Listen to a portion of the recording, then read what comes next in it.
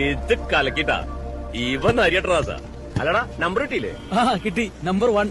Late ആവണ നേരത്തെ പിടിപ്പിച്ചിട്ടില്ലേ? എന്നാ വേഗം പിടിപ്പിക്കണ്ടേ. വിൻസെന്റ് വന്ന ആദ്യമായിട്ട് വണ്ടി കാണുമ്പോ നമ്പർ 1 ആയിട്ടാ കാണട്ടെ. അല്ലടാ എത്ര കൊടുത്തു ഈ നമ്പർ 1-ന്? വെറും 4 ലക്ഷം റുപ്യ.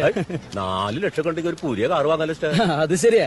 പക്ഷെ വാശി പിടിച്ചാലേ ഈ ഒന്നാമന് വേണ്ടി 4 കോടി ഇറക്കാൻ പേരുള്ള 10 കോടീശ്വരന്മാരുണ്ട് തൃശ്ശൂര്. അതുണ്ട്. അങ്ങനെ നോക്കിയത് ലാഭരാവണിട്ടാ.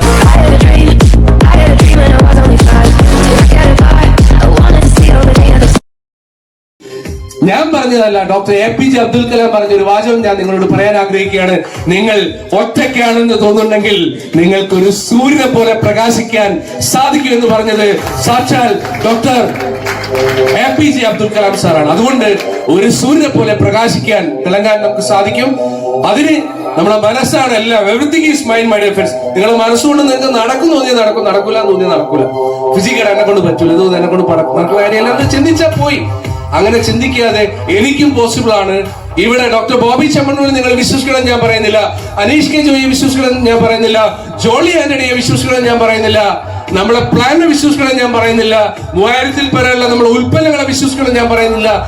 നിങ്ങൾക്ക് മുമ്പേ സഞ്ചരിച്ച ആളുകളുടെ ജീവിതത്തിൽ ഉണ്ടാക്കിയ മാറ്റങ്ങൾ നമ്മൾ മറന്നു പോകാൻ പാടില്ല. ഇവർക്കൊന്നും പ്രത്യേക കഴിവുള്ള ആളുകളൊന്നുമല്ല. ഒരു മനുഷ്യന് സാധിക്കുന്നത് മറ്റൊരു മനുഷ്യന് സാധിക്കും.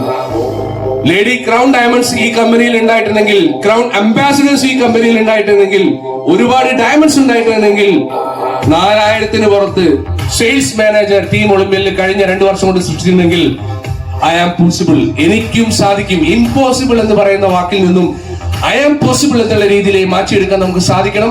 അതുകൊണ്ട് ഒരിക്കൽ കൂടി ഇപ്പം എന്താണ് എന്നത് മാറ്റർ അല്ല, നമുക്ക് എവിടെ എത്തണം എന്നതാണ് മാറ്റർ.